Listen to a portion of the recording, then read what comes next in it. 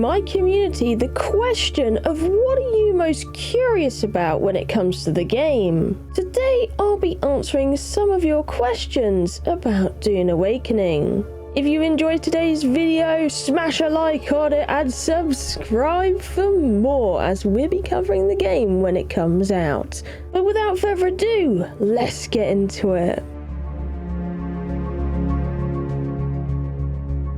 Dune Awakening are working in collaboration with Legendary and the Herber Estate to make the game as lore accurate as it can be, to both the books and the films. However, don't expect to be playing as Paul Atreides or anything like that. The game is said to have its own original story set on Arrakis involving all things Dune themed. So what's this original story going to be based on? Well, back in June 7th, 2024, Funcom actually released a video showing off one of their story cinematics called The Vision of Paul Atreides, where Paul talks about a vision he had of a future where Paul Atreides never existed, one where his mother chose to give birth to a girl instead of a boy. In this future, his father would have lived and House Atreides would have survived the Battle of Arrakeen. The Sardaukar were deployed to protect the spice melange, and a war of assassins spread across Arrakis, with the Fremen being no more, completely wiped out, or so we've been led to believe. As with the most recent videos coming out and the character creation demo, the Reverend Mother gives you a goal of find the Fremen, awake the sleeper. So you have some ultimate lore-inclusive goals within the game. And if you're a fan of the original stories, the kind of scope Funcom are taking is pretty much what if these major events never happened? What would be the opposing thing to occur instead? So it explores a different idea and concept but within the same universe. Think about characters who may have lived if Paul wasn't around, and there was no Lisan al-Gaib. How would Arrakis be faring, and what events would transpire without the leadership he provided?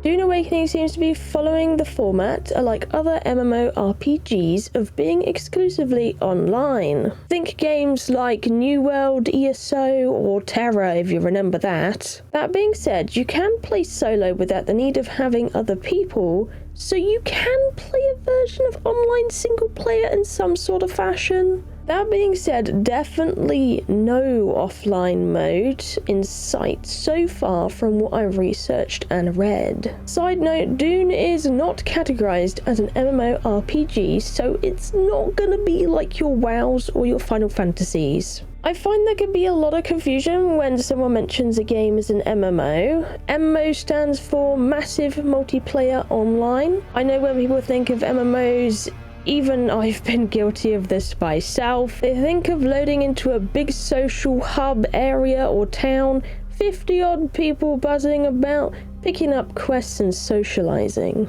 That whole experience is pretty much what an MMORPG is, not an MMO. Let me read you a quote of Dune's Steam page describing the game. Dune Awakening is an open world multiplayer survival game on a massive scale. Meaning, it is a big survival game with lots of people, to put it very simply. On my second point, I have seen this question a lot. Let's talk about private servers. I've even been asked to set up some private servers myself, so I went to go and look to refresh my memory on what the situation was with these, as I've heard mixed things. Unfortunately, there was a statement made by Joel Bylos in an interview that explained that there would be no private servers at launch. However, there was some plans to make some sort of private servers available in time, with the possibility of private instances of Hager Basin which players could rent directly from Funcom, so people could set up servers and play with their friends and not the public. Their reasoning of not wanting people to set up their own dedicated servers of their own was because of the complexity of hosting and reducing the likelihood of cheaters finding exploits in the server code.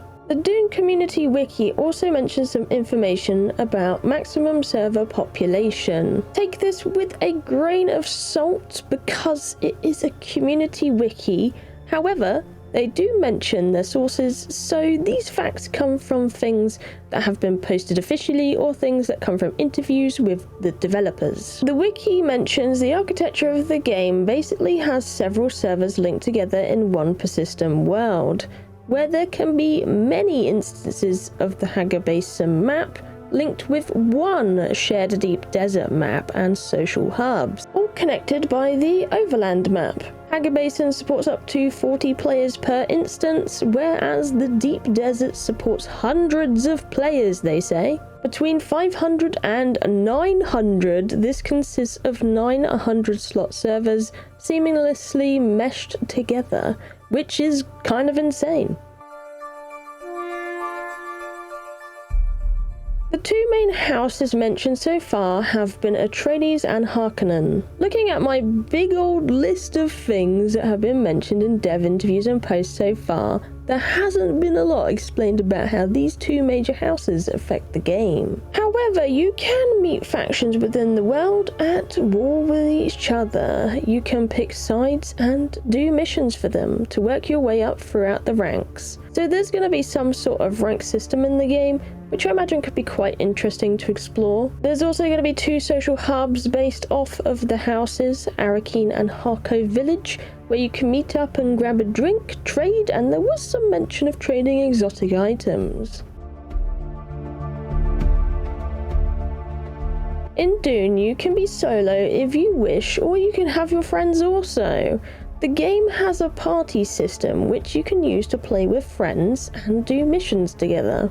As well as this, there will be guilds in the game. This may come with a consequence of having to swear allegiance to one of the houses, being Atreides or Harkonnen, which you can work together to secure their power in a server-wide landsraad who decrees impacts every player on the server. To explain the landsraad system to you a bit better, I can explain it from my experience of playing another Dune game called Dune Spice Wars. Basically what the landsraad was in that game was it would pop up once a cycle and all the different houses got to vote on bonuses they'd like to have or titles. You could also vote to negatively affect opposing houses. So in Dune Spice Wars, the RTS game, you could choose to make your troops more expensive for another house, or if you won a good vote, you could get reduced costs on resources. It's very much the political side of the game, the landsraad. The Deep Desert map is said to be 500 kilometers squared. All of these will be squared, by the way. The Hagar Basin map is said to be 64 kilometers. Conan Exile's Exiled Land map was said to be 53 kilometers. So yes, Dune Awakening is bigger than Conan Exiles, especially when it comes to the Deep Desert, which is a crazy big size. I've mainly seen mentions of the game being a PvEC, accommodating both PvE and PvP playstyles. There are PvP zones, PvP is optional. So where there might not be strictly PvE servers, you can avoid getting into conflict altogether, or if you like PvP, getting into lots of conflict, as the Deep Desert is mentioned to be heavily PvP focused, as you'll be battling it out for big spice blows. I can talk a bit about classes and skills. I have a few noted down. There are 4 mentorships: Swordmaster, Trooper, Mentat, and Bene Gesserit. Bene Gesserit can use the voice to control enemies. If you've seen the movie, you know exactly how that works. Think like some form of mind control in one fashion or another. Swordmaster has a knee charge ability, has a deflect ability when getting shot with darts. Trooper has a grappling ability, allowing you to reach high places in seconds. They also have grenades. Mentat can scan the area for different information with a Hunter Seeker. This involves seeing some stats of the enemy and what weapons they may have. They can deploy a sentry turret to shoot enemies for them. They can deploy a half shield to shoot over, and they have a nifty poison dart that shoots out a cloud of poisonous smoke. There is also a 5th mentorship I've seen, a mysterious planet symbol one. Let me know what you think that entails in the comments down below, as it's not been shared what this might be just yet. You pick a mentorship at the start of the game, but there is the option to find all other ability trainers in the game eventually, so you're not stuck. There is a skill tree menu for your classes and mentorships, and here you can pick abilities for your class here, and we've seen a little bit of it. There is a techniques tab as well, and not much has been known about it. Nothing's really been shared on it either. Okay, so that's a bunch of Dune Awakening questions answered.